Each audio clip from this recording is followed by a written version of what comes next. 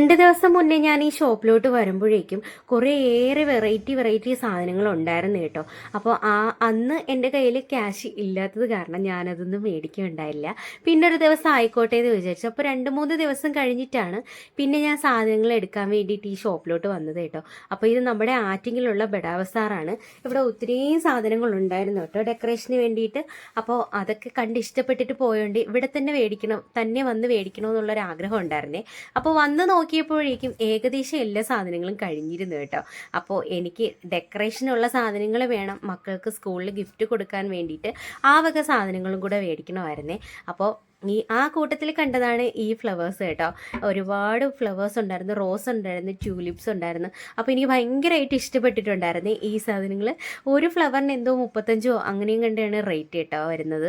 പിന്നെ ഈ വക സാധനങ്ങളും ഉണ്ടായിരുന്നു കേട്ടോ. അപ്പോൾ ഏകദേശം കുറച്ച് സാധനങ്ങൾ ഞാൻ മേടിച്ചിട്ടുണ്ടായിരുന്നു. ഈ കൂട്ടത്തിൽ എനിക്ക് ഇഷ്ടപ്പെട്ടൊരു കമ്മൽ കിട്ടിയിട്ടുണ്ടായിരുന്നേ.